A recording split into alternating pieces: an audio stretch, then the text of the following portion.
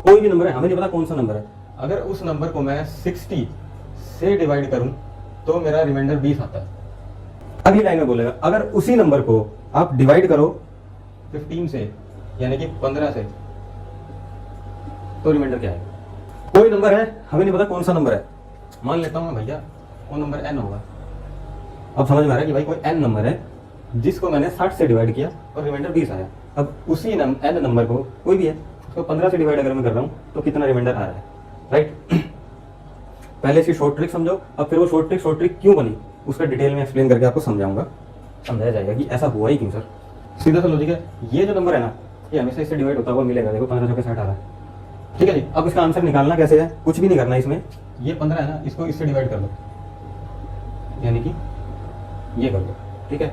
15 15 बचा 5, यही मेरा आंसर है, खत्म होगी। अब होता क्या है, हमें ये चीज़ पता है। अब इसकी डिटेल पे आओ। डिटेल कैसे समझते हैं, या ऐसा किया क्यों मैंने, क्यों किया। हमें ये पता है कोई भी नंबर होता है। नंबर कैसे बनता है, ये नंबर कोई भी नंबर है, डिवीजर यानी कि जिससे डिवाइड किया, इनटू में कोशेंट जितने पे गया प्लस रिमाइंडर, जो शेष बचा वो हमारा नंबर के इक्वल होता है। ये हमने सबने पढ़ा है, इसी पे घुमाया सवाल, कुछ अलग नहीं किया इसने। सर कोई नंबर है यार, उसको 60 से डिवाइड किया,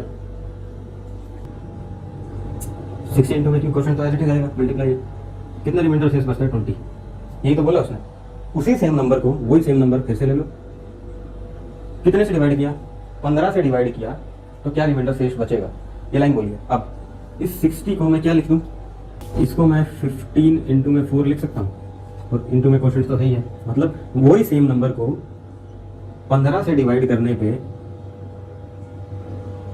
इंटू में क्वोशंट प्लस, और इसको क्या लिख दूं,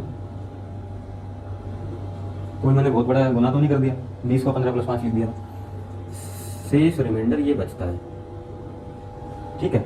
अब वही नंबर है, अब क्या करूं, अब भाई साहब इसको सॉल्व करो।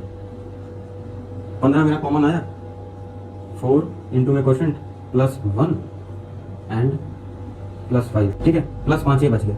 तो सर मेरा रिमाइंडर क्या बचा, ये रिमाइंडर ही तो है जो 5 बच गया।